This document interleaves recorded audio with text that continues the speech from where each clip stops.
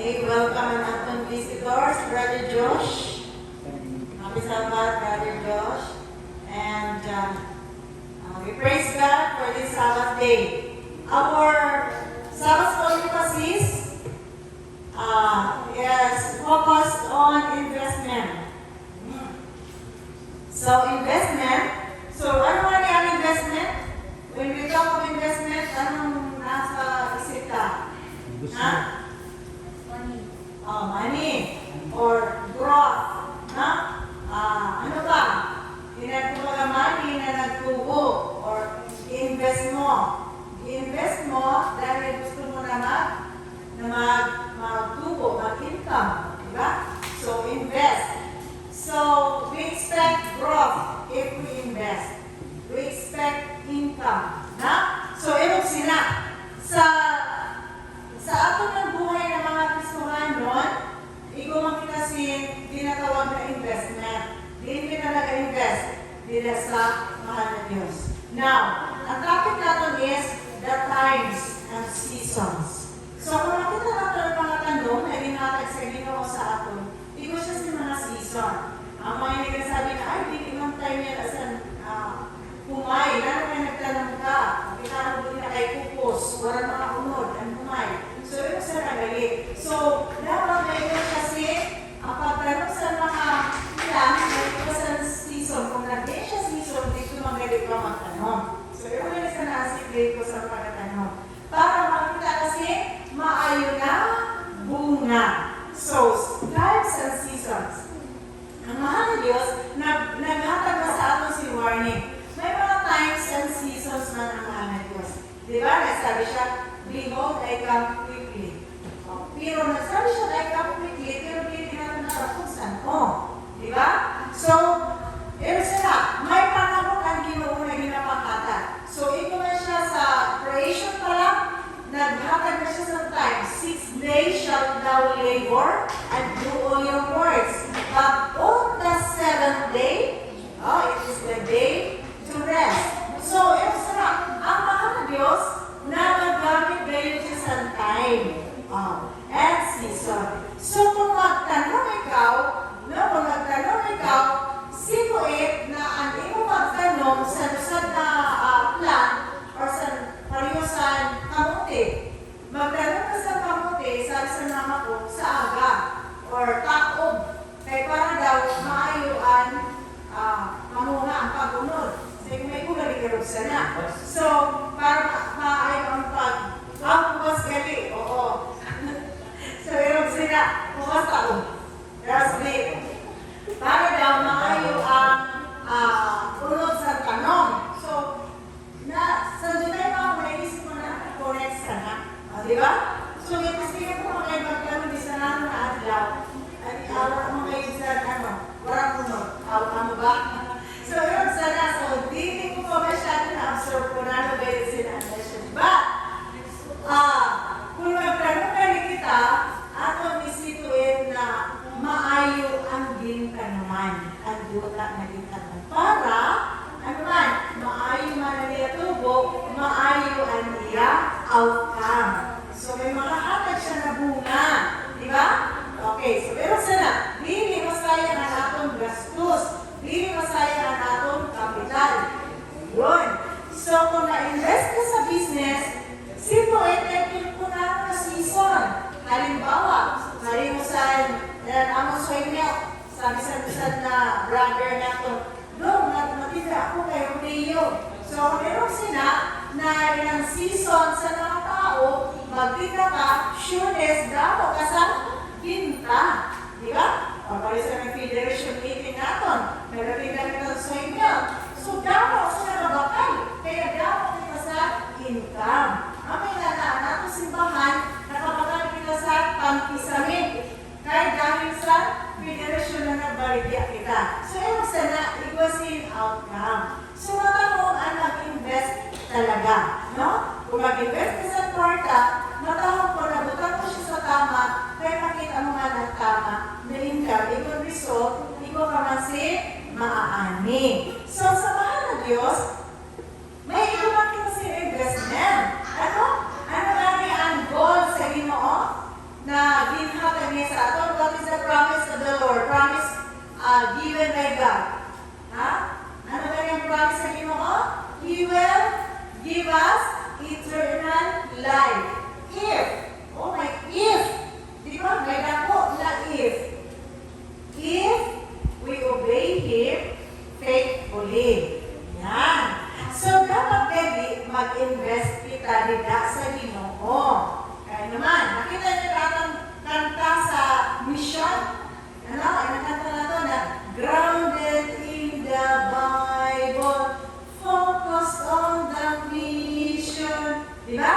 So, dapat maging grounded kita dito sa Bible. Dahil para, ang pagsimba natin, dili masayang. Na naman, kaya kung makakot na lang dito tayo ng mga trial sa buhay ka, mga sakit sa atong puso, sakit sa atong buot, ano man, makutong kita dayon magsimba. Sabi, ay, mabuna ako magsimba, kaya bagan mo na ako magsimba. Kaya naman, na-discourage ka, kaya may ito kang ginagihan ng mga problema. Okay na siya, pag dili ka grounded, dida sa tulong sa Ginoo. So, in other words, kailangan gawin natin mag-invest gayong dida sa Ginoo. Ano nga ni chamber, ano nga ni anaton commitment dida sa Ginoo? Ate Sandra, Ate Chongjit, ano ang aton commitment dida sa Ginoo? Ha? Ang commitment natin is to have time in reading God's Word. Ayan. So, maayon yung chamber kay igwasin-gasin time na ginhatag sa Ginoo. No? May allotted time sila. 1 hour for the Lord.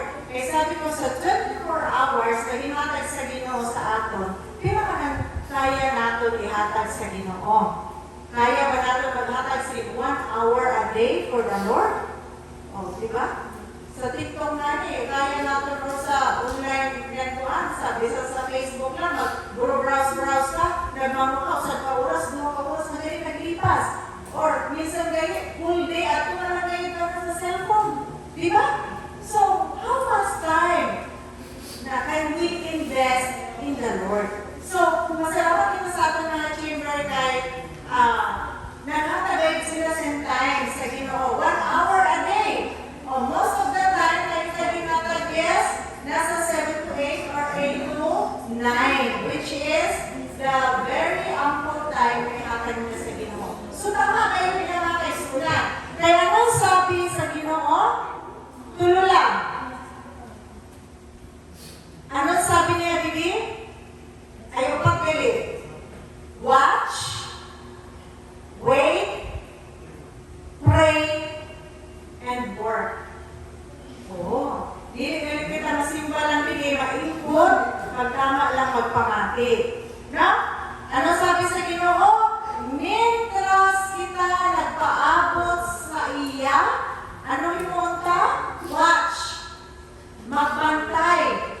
Oo, bantayan ta ang ato ang sarili. Kaya minsan, ano man, ang ginahimo ta, hindi ka gali uyong dida sa Ginoo. No? Karano ka? Bantayan ka daw, wala akong sarili, sabi sa Ginoo, kaya may mga tao sa kalikot na nagalibot-libot, ginagamit ni Satanas, nag-istorya sa mga istorya na pampatalan sa aton.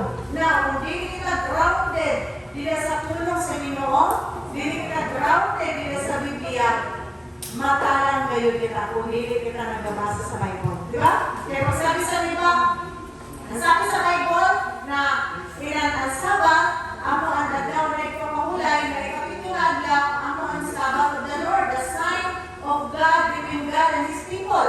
Masabi mo, may mga tao na masabi sa labas, no?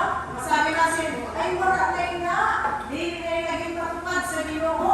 Ari na kita sa New Testament. Now, bisan sa New Testament, ginpakita nila, mas grabe nila.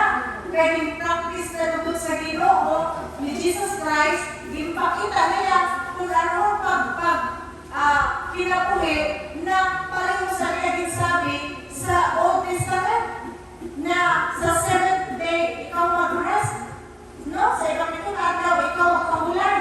Si Jesus, sabi siya sa duta, ang sa New Testament nila, nagsimba siya sa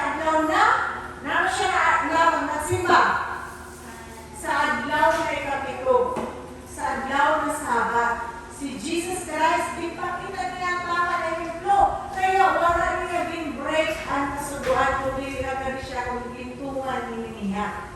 Kaya dili kita, kung dili kita magbasa sa Bible, we did not invest time in reading the Bible. If we did not invest ourselves in the teachings of the Lord, pwede kita makalang.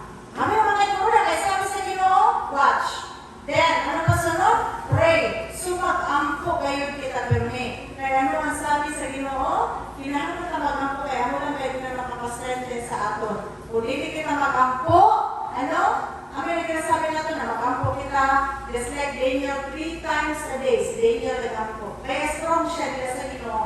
No? Sa araw permi sa puso niya ang mahal na Diyos. Kaya 3 times a day siya nag-ampo. So, sa aga, at least pagbangon, alas 12, no? Pagkagabi. Kaya siya magtuos. Nag-aampo kaya siya permit na sa Ginoo. Then, sabi sa Ginoo, wait. O, dapat maaari kita magulat. Kaya naman, damon mga tao na nababangkot, naayan, magulat. Pag sige kita gulat sa Ginoo, why we wait? Permit kita magbasa, permit kita mag-ampo. Kaya basi ko, malaayan kita, di kita mag-alaga sa Ginoo, pagpakabuti pag-abris ang langit, makulatan kita. Matubugid dali, na magadi ang mahal na Diyos. So, anoon pa kung nagabot ang mahal na Diyos, wala kita, dila sa iya. Kaya nag-diskanso kita, kaya nilaayan kita. Ang may nagbilikado mga kaibigan. Kaya sabi sa Ginoo, watch, pray, wait, and the last one is work. Magtrabaho kita. Kaya, hindi sa atong simbahan, permit kami sa ng hapon, permit kita may feeding, permit kita nag-branch Sabbath school. Kaya puno, ini-per natin simbahan sa mga bata. No? Kahit, naroon, sabi sa Ginoo, work. Permit kayo kita magbalita sa niya pulong makado sa iba.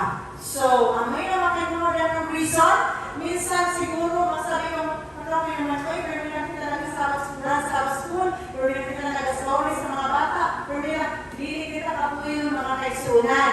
Kung dili, inspire ka ka mga sa diri, kay dili kayo dili masasayang ang ato mga pagkapoy, ang ato mga paghago.